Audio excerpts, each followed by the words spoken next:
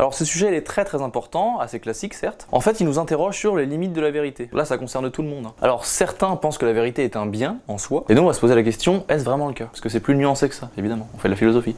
En fait dans la vie on a tous vu des personnes que notre prétendue sincérité avait totalement blessées. Et du coup dans ces cas-là, qu'est-ce qu'on doit faire? C'est vrai, c'est une bonne question ça. Faut-il renoncer à cette vérité pour ne pas blesser l'autre, ou bien la mettre quand même en avant, vu que c'est la vérité, et que la vérité est un bien en soi? Et du coup on va voir ça avec, dans notre première partie, peut-on renoncer à la vérité? On peut renoncer à la vérité. La preuve, beaucoup de gens y renoncent dans la vraie vie. Et du coup on peut se poser la question, est-ce la peur qui les motive? On va voir ça tout de suite. Nous le voyons parfaitement avec Platon, lorsqu'il expose son allégorie de la caverne dans la République. Il montre bien que ceux qui ont pris l'habitude de vivre dans l'ignorance acceptent mal la vérité, parce que ça les dérange. C'est les gens qui sont assis dans la caverne et qui voient des ombres défiler sur un mur. Voilà. Il y a d'autres exemples dans la culture. Galilée, il a dû renoncer à dire que la Terre était ronde, sinon il se faisait buter, quoi. Voilà, c'est un exemple. Il y en a d'autres. Cependant, on peut dire, lorsque la vérité est voilée, que tôt ou tard, elle se révèle. Et ça, on peut pas y échapper, comme une pulsion. Par exemple, aujourd'hui, plus personne soutient que la Terre est plate, quoique. Alors, deuxième partie. On peut renoncer à la vérité, certes, mais dans le fond, on ne peut pas vivre sans elle. En effet, l'homme est un être avide de savoir, et la vérité est ce qui nous permet de connaître la réalité. Vérité égale réalité. Donc à ce titre-là, comment vivre heureux sans vérité? C'est impossible.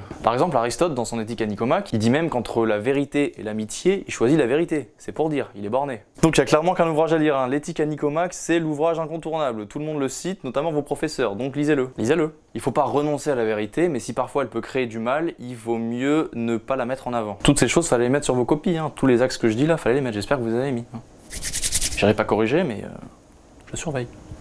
En effet, parfois la vérité, elle peut blesser l'autre, et entre le blesser ou garder notre vérité, il faut mieux parfois s'abstenir. C'est logique. Mais d'ailleurs, est-ce que la prétendue vérité est vraiment la vérité? Wittgenstein, dans ses investigations philosophiques, se pose la question. Qu'en est-il par exemple de ce lapin-canard? Est-ce un lapin ou un canard? Certains y verront un canard, et d'autres y verront un lapin, donc il y a quand même quelque chose de subjectif, même dans la vérité. Il y a une dimension subjective. Voilà. D'ailleurs, on ne cessera jamais de vous le dire, mais pour Socrate, l'homme sage est celui qui sait qu'il ne sait pas. Bon, c'est toujours un peu pareil, mais Socrate, de toute façon, c'est le père de la philosophie.